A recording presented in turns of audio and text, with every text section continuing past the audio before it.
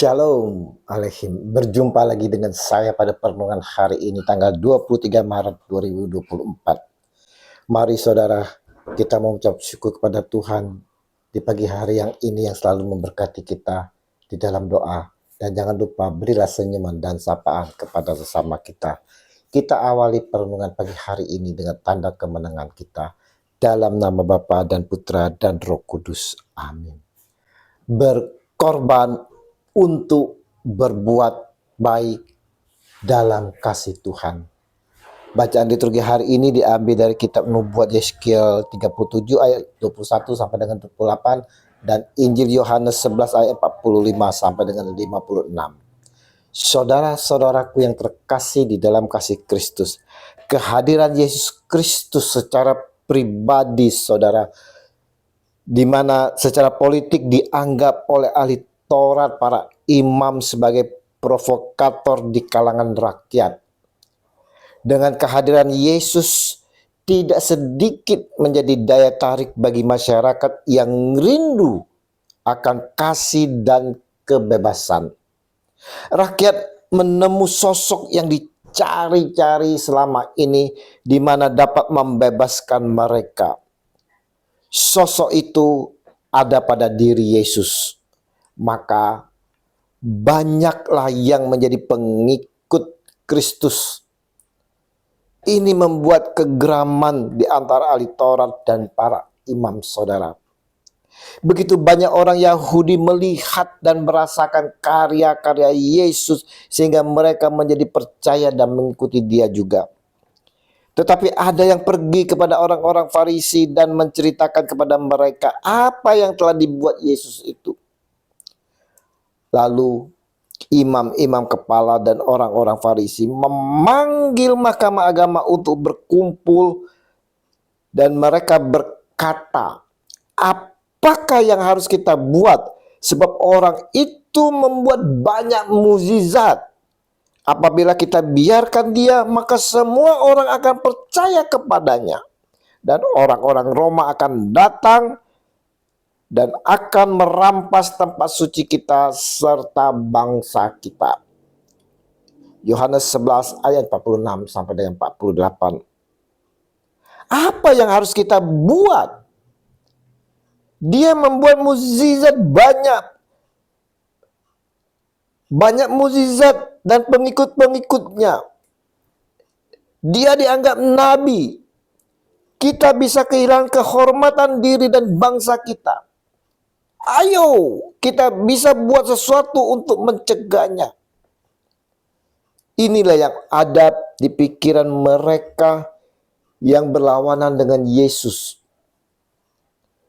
Kita pun saudara sering secara tak sadar hidup masuk di dalam ritme dan situasi hidup seperti itu.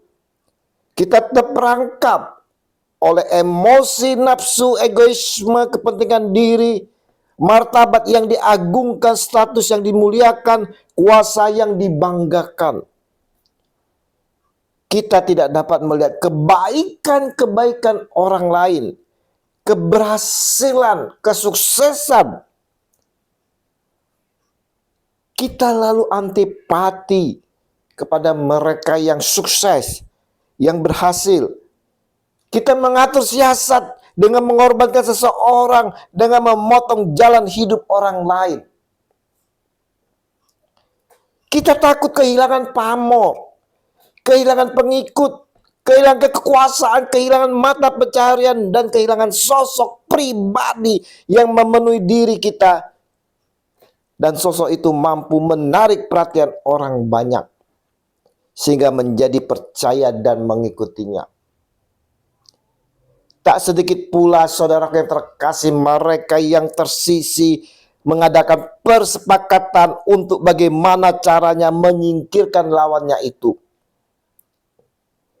Lihat negeri kita yang baru saja selesai pesta demokrasi dalam pemilihan umum saudara.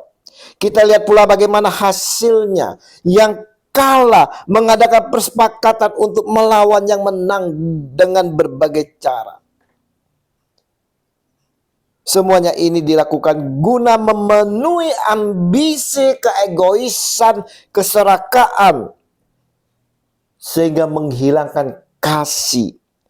Akibatnya saudara, hancurnya persatuan, sirnanya sukacita dan damai. Kita selalu tak mau memandang kebaikan-kebaikan orang, kesuksesan dan keberhasilan orang lain, kekayaan orang lain. Kita berusaha antipati dan berusaha mengorbankannya. Inilah yang disampaikan seorang di antara mereka, yaitu Kayafas, imam besar pada tahun itu, berkata kepada mereka, "Kamu tidak tahu apa-apa, dan kamu tidak insaf bahwa lebih berguna bagimu jika satu orang mati untuk bangsa kita daripada seluruh bangsa kita ini binasa." Yohanes 11 ayat 49 sampai dengan 50. Saudaraku yang terkasih, perenungan pagi ini saudara mau mengingatkan kepada kita sekalian, saya dan saudara yang selalu mengenal ambisi, nafsu dan martabat. Itu semua tak salah saudara. Tapi kalau kita lakukan dengan tak peduli, tutup mata dengan tak melihat kebaikan-kebaikan orang lain, kebenaran orang lain, itu berarti kita menambah penderitaan Yesus. Kita ikut dalam persepakatan ahli Taurat dan para imam untuk membunuh Yesus. Mari saudara-saudaraku yang terkasih di dalam kasih Kristus, kita mau membuka mata hati kita saudara. Dan kita juga mau melihat sekitar kita di mana banyak di luar sana melakukan kebaikan-kebaikan dalam kasih Tuhan. Melakukan kebenaran di dalam kasih Yesus. Kita mau bersatu bergandeng tangan saudara. Maju bersama dalam persepakatan untuk meluaskan kebaikan-kebaikan itu. Dan tunjukkan bersama akan kasih Yesus kepada semua orang. Agar lebih banyak lagi orang merasakan kasih Yesus dan menjadi percaya serta mau mengikuti Yesus. Yesus Kristus Tuhan kita telah mengorbankan diri, menanggung dosa-dosa manusia, dosa saya dan saudara, demi keselamatan bangsa manusia. Kita pun mau saudara mengorbankan diri, bersatu untuk bersama-sama melakukan kebaikan dalam kebenaran dan selalu menunjukkan kasih Yesus. Yesus Tuhan, Engkau telah mengorbankan diri untuk keselamatan dan penebusan kami yang berdosa ini.